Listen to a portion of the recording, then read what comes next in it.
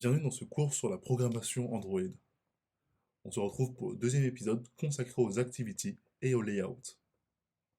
Alors pour commencer, qu'est-ce qu'une activity ou une activité? Vous avez sûrement remarqué que la construction d'une application est toujours à peu près similaire. Une application est un assemblage de fenêtres avec lequel on va naviguer. Et ces fenêtres sont appelées activities. L'activity va être responsable de créer la fenêtre que votre application va utiliser pour dessiner des composants graphiques ou interagir avec l'utilisateur. Alors, comment est-ce que l'application dessine ses composants? Chaque activity comporte un layout. Ces layouts vont fournir au système les informations nécessaires pour savoir quoi afficher et comment les afficher. Donc là, on peut trouver ce layout d'activity main, du coup, la description des composants graphiques de l'activité main.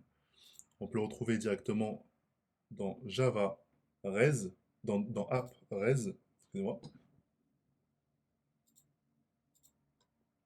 et puis layout. Un aspect important d'Android, c'est la possibilité de séparer les dossiers layout en fonction de la configuration du téléphone pour avoir un design qui soit compatible sur différents types de devices. Alors voyons le dossier layout, le fichier activity. Du coup, Android sauvegarde tous ces fichiers layout sous un format XML. Pour dessiner les composants, une activity va créer des views à partir de ces instructions du fichier layout. Pour faire simple, une view, ça va être une zone rectangulaire sur l'écran qui aura pour but d'afficher des informations, ou pour interagir avec elles, comme on l'a vu tout à l'heure. Donc en lisant ce fichier, l'activité saura déterminer les views à créer. Alors on va ajouter quelques views dans notre XML. On va splitter. On n'a plus besoin de cette interface, du coup on va la diminuer, la réduire. Donc on a splitté notre interface, zoomer sur le design, et là on retrouve notre interface simulée. Alors les views les plus utilisées, ça va être la TextView, pour un TextView qui est au centre. Alors je vais modifier cette ligne ici, partir sur un linéaire layout. Rotation verticale. Alors,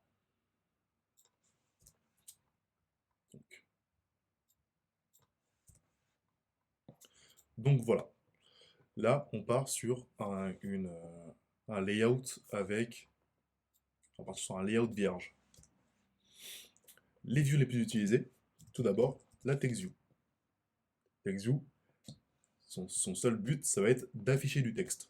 Du coup, soit par du texte par défaut, hello,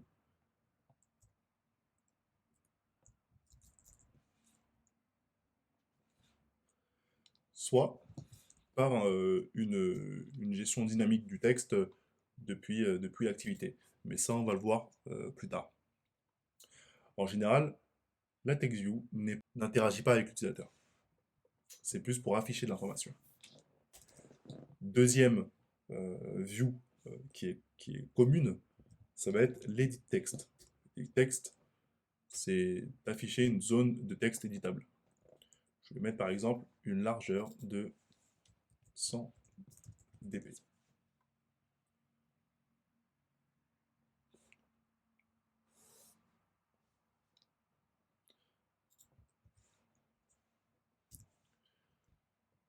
Voilà pour la zone de texte éditable. Et dans cette zone de texte, on peut y ajouter des attributs qui sont propres à cette view. Si on le verra plus tard. Par exemple, rechercher. Recherche. Ensuite, une autre view qui est assez commune, c'est l'image view. L'image view, tout simplement, c'est pour ajouter une image. Alors, src, je vais ajouter une image toute simple, ça va être, j'ai pas ajouté d'image sur le projet, du coup je vais prendre une image par défaut générée par Google, c'est ce petit carré, un background. Donc, ImageView, ça sert tout simplement à générer des images. Ensuite, autre composant très commun, c'est le bouton. On peut voir ici, dans l'autocomplétion, qu'il y a différents boutons possibles, différentes variantes de boutons. Là, on va se concentrer sur le bouton classique. Donc, un wrap content, et on va mettre un petit texte recherché, par exemple. Voilà.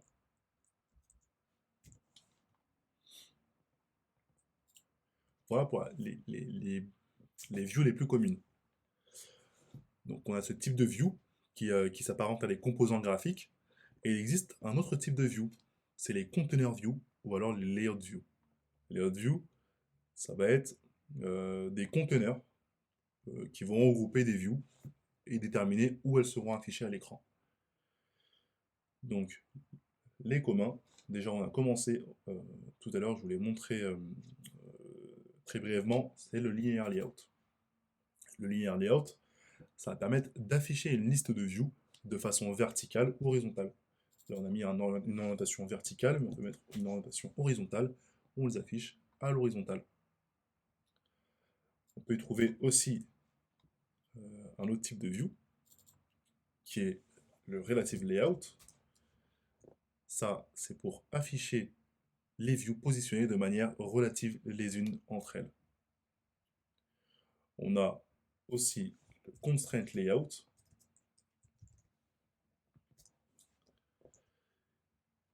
qui se rapproche énormément du relative layout, dans le sens où toutes les views ont une dépendance les unes entre elles. La seule différence, c'est que le constraint layout sera plus flexible, mais aussi de créer des interfaces graphiques complexes assez simplement grâce au drag and drop. Du coup, il faut aller dans l'outil de design à droite, et dans la palette de composants graphiques, on choisit le composant qu'on veut. Par exemple, rajouter une autre image vue. Je mettrai au centre, je choisis un avatar et j'ajoute mon composant.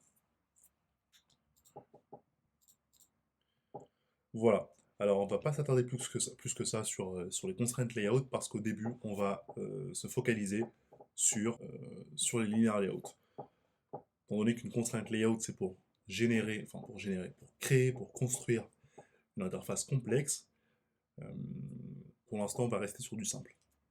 Donc, on repart sur du linear layout.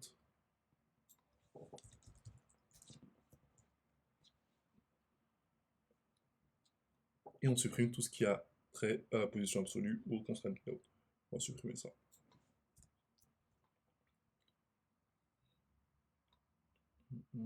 Voilà. Là, on part sur une solution comme on l'avait au début. Donc, chaque composant a des attributs. Des attributs qui peuvent être obligatoires ou optionnels, qui peuvent être communs à toutes les views ou spécifiques à une view. Donc là, on a le texte déjà, qui permet d'appliquer un texte par défaut à la view. Ça, c'est commun à plusieurs views. Par exemple, le bouton aussi a un texte. Et on a la with et la hate. Tout à l'heure, on a défini ce qu'était une view. Une view, c'est une zone rectangulaire sur l'écran. Et bien, la with et la hate permet de jouer sur la taille et sur la largeur et la hauteur de cette view. Donc, la with et la height peuvent prendre différents paramètres. On peut prendre un wrap content qui prend la taille du contenu de la view. Donc, si je grossis le nom de texte, si j'augmente la taille du texte ou que j'augmente le nombre de caractères dans la string, eh bien, je me retrouve avec une view qui prend une taille plus conséquente. Maintenant, wrap content, c'est la première option que le with ou la height peuvent contenir. On a aussi match parent. Match parent, qu'est-ce que c'est? Là, vous l'avez vu dans le dessin, dans le design, que la view prend la largeur de l'écran. Pour la largeur, en fait, elle prend la largeur du parent. Là, le parent, notamment, prend la largeur de l'écran.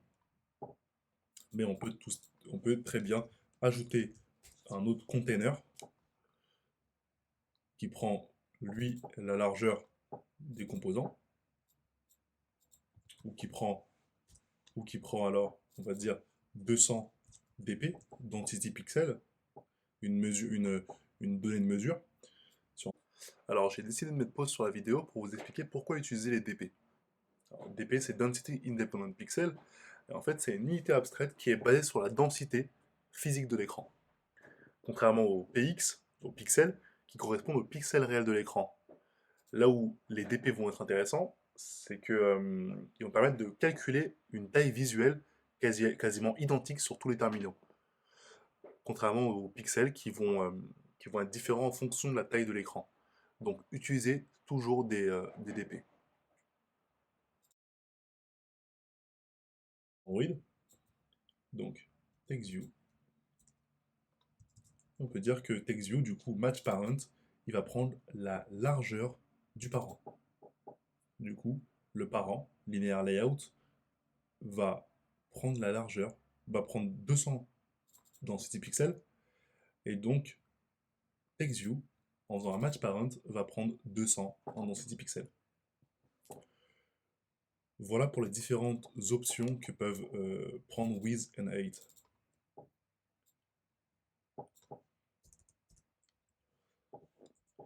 Maintenant, j'ai même supprimé la view. C'est pas grave, je la recrée. On va content avec un texte et le word. Très bien. Maintenant, on a aussi le padding et le margin. Alors, si vous avez fait du web, vous n'allez pas être dépaysé. Alors, le padding détermine l'espace au sein de la vue, alors que le margin va déterminer l'espace à l'extérieur de la vue. Pour faire simple, si je crée un view conteneur tout en bas, donc je vais les créer avec un 200 dp par exemple comme tout à l'heure, et un wrap content, et que dans ce wrap content, je mettrai une text view, comme on a fait juste avant. Wrap content, wrap content. Voilà. Je vais mettre un texte.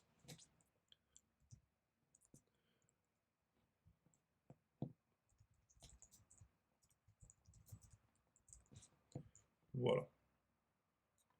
Ce que je vais faire, c'est que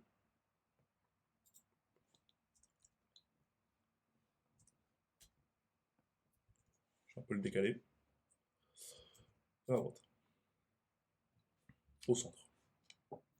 Donc maintenant, on a notre view group qui comprend une text view. Si on lui met un padding, on va mettre, pour être plus clair encore, on va mettre un arrière-plan, un fond de couleur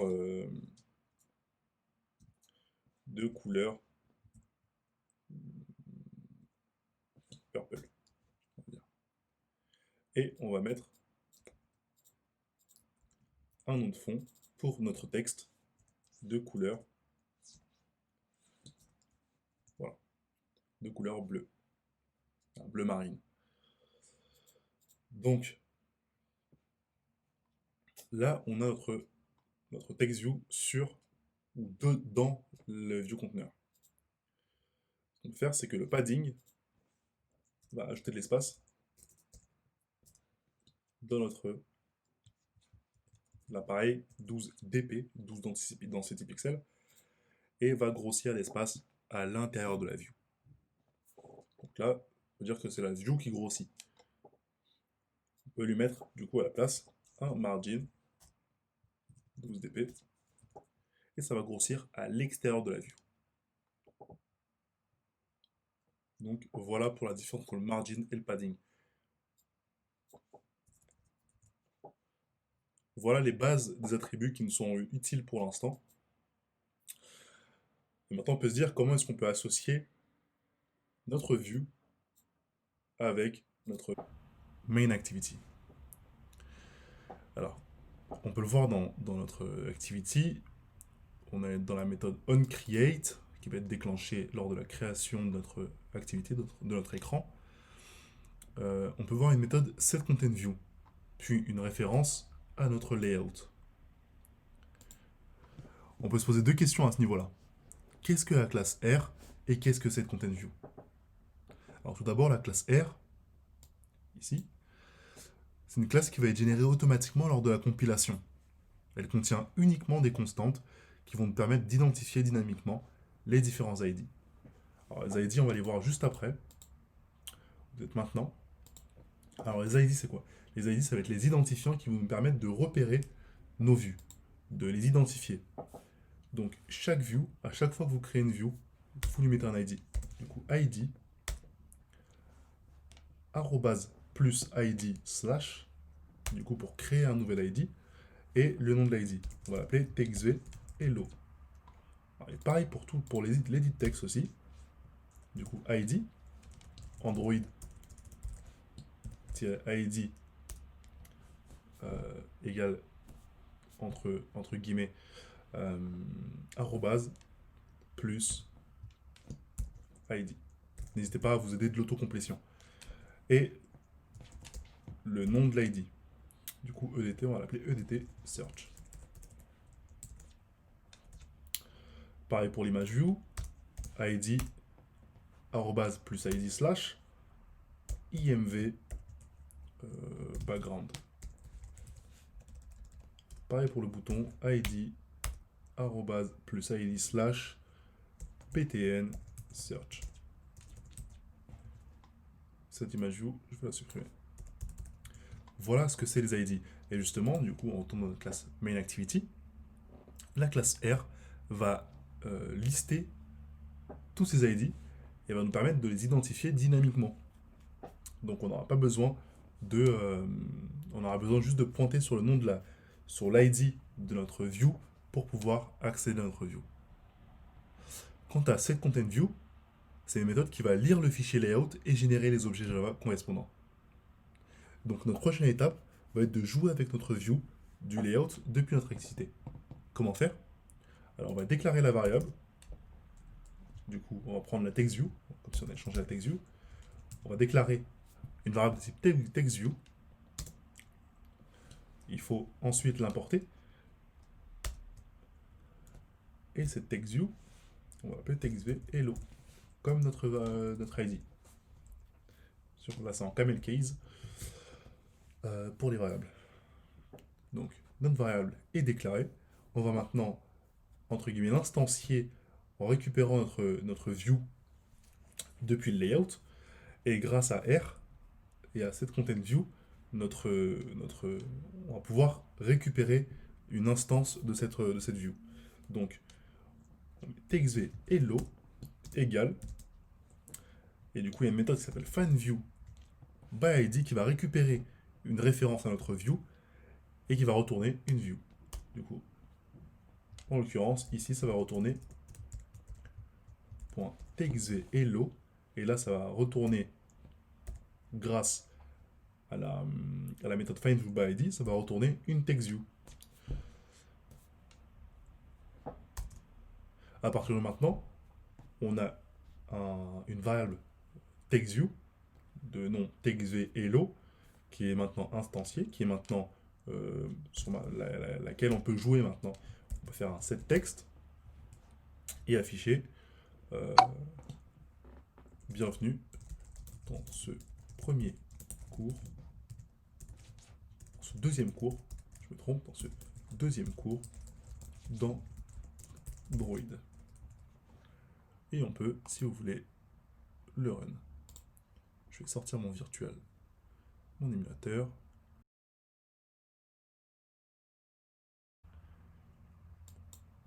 Voilà, du coup mon émulateur a démarré. Maintenant je vais démarrer l'application en cliquant sur le run.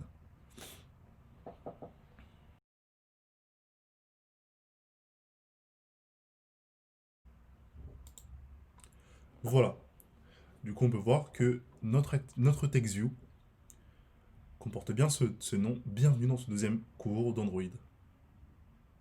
Avec ce qu'on vient de voir, normalement vous avez les cartes en main pour effectuer une petite application.